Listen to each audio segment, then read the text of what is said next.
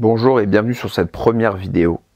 On va aujourd'hui faire l'unboxing et l'essai de la nouvelle Air King référence 116-900 de Rolex. Donc unboxing de la Rolex 116-900 Air King, la voici.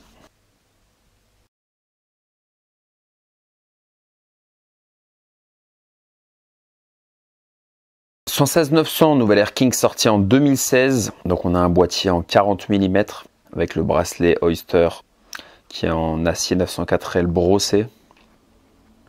Donc elle est un peu plus épaisse que les autres parce qu'en fait elle a le mouvement 31-31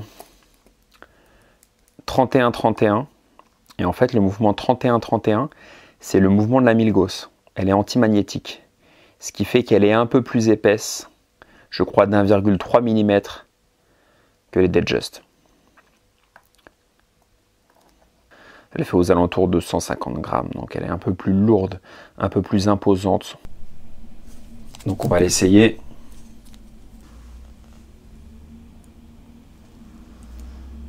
Le fond Oyster.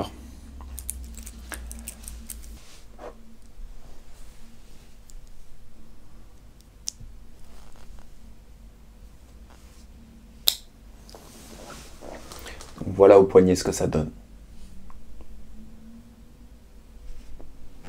40, c'est vraiment la bonne taille. Taille harmonieuse. Bon, on la sent bien au poignet, un peu comme la Milgauss, faut aimer.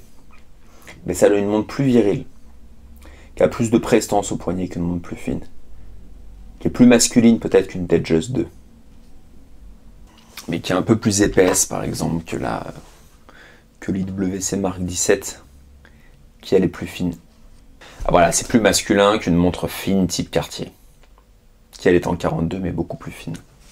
Donc on a une montre qui est très agréable au porter,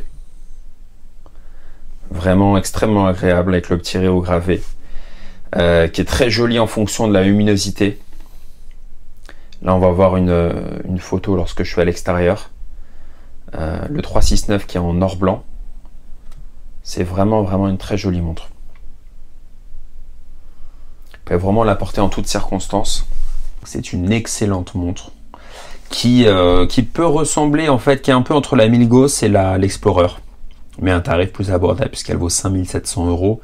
L'Explorer en 39 aujourd'hui vaut 6000. Donc tu as une montre d'excellent rapport qualité-prix qui deviendra, je pense, à coup sûr un collector dans les années à venir. Donc ça peut être intéressant d'investir dans cette montre. Laissez votre avis en commentaire. Je viens de l'acheter, je l'ai acheté il y a une semaine, donc je l'ai extrêmement peu porté. Et je la trouve vraiment très agréable, même si elle est un peu plus lourde que les autres. Si vous avez un trop petit poignet, je la déconseille. Je pense que c'est bien d'avoir un poignet quand même assez masculin pour la porter. Après, bon, les femmes portent bien des Daytona et des Submariner, donc ça peut convenir aussi. Tout dépend ce que vous voulez. En tout cas, c'est un beau modèle qui fait pas l'unanimité pour l'instant. Mais bon, comme beaucoup de montres, elles font pas forcément l'unanimité au début et après finalement elles trouvent preneur, donc il n'y a pas vraiment de règles. En tout cas, faites-vous plaisir et dites-moi si vous voulez d'autres vidéos, quelle montre vous souhaitez que je teste en vidéo. Vous pouvez aussi me prêter la vôtre, que je fasse une review.